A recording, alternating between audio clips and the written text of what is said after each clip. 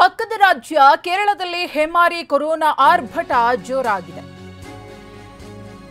ಕೇರಳದಲ್ಲಿ ಹೆಮಾರಿ ಕೊರೋನಾ ಆರ್ಭಟಿಸ್ತಾ ಇದೆ. ಕೇರಳದಲ್ಲಿ ಒಂದೇ ದಿನ 265 ಮಂದಿಯಲ್ಲಿ ಕೊರೋನಾ ದೃಢಪಟ್ಟಿದೆ. ಒಟ್ಟು 265 ಕೊರೋನಾ ಪ್ರಕರಣಗಳು ದಾಖಲಾಗಿರುವುದು ಒಂದೇ ದಿನ.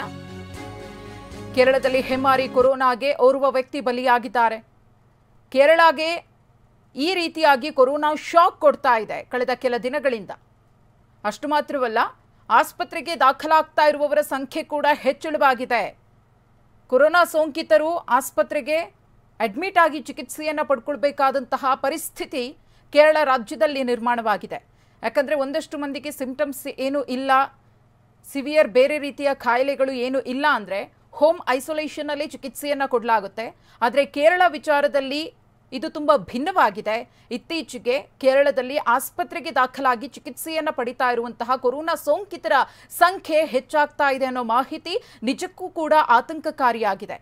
ಒಂದೇ ದಿನ 265 ಕೋವಿಡ್ ಪ್ರಕರಣಗಳು ದೃಢಪಟ್ಟಿವೆ. ಓರ್ವ ವ್ಯಕ್ತಿ ಸಾವನ್ನಪ್ಪಿದ್ದಾರೆ. ಹಾಗೆಯೇ ತೆಲಂಗಾಣದಲ್ಲಿ 6 ಮಂದಿಗೆ ಕೊರೋನಾ ಪಾಸಿಟಿವ್. ತೆಲಂಗಾಣದಲ್ಲೂ ಕೂಡ ನಿಧಾನವಾಗಿ ಕೊರೋನಾ ತನ್ನ ಕಬಂಧ ಬಾಹುವನ್ನು ಚಾಚುತ್ತಾ ಇದೆಯಾ ಅನ್ನೋ ಪ್ರಶ್ನೆ. ಪಕ್ಕದ ರಾಜ್ಯಗಳಲ್ಲಿ ಹೆಮಾರಿ ಕೊರೋನಾ ಹೆಚ್ಚಾಗ್ತಾ ಇದೆ. ಕೇರಳ ಮತ್ತು ತೆಲಂಗಾಣದಲ್ಲಿ ಕೊರೋನಾ ಸಂಖ್ಯೆ ದಿನೇ ದಿನೇ ಹೆಚ್ಚಾಗ್ತಾ ಇರುವುದು ನಮ್ಮ ರಾಜ್ಯಕ್ಕೂ ಕೂಡ ಆತಂಕವನ್ನು ತಂದಿಟ್ಟಿದೆ.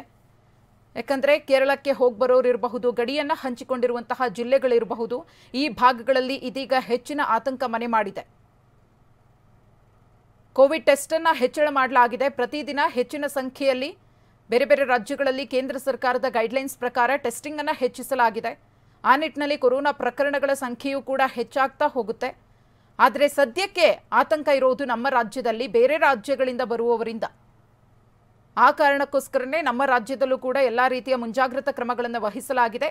ಈ ಕೊರೋನಾ ರೂಪಾಂತರಿ ತಳಿ ಮುಂದಿನ ದಿನಗಳಲ್ಲಿ ಮತ್ತಷ್ಟು ಹೆಚ್ಚಾಗುವ ಎಲ್ಲ ಸಾಧ್ಯತೆಗಳು ಕೂಡ ಕಂಡು ಬರ್ತಿದೆ.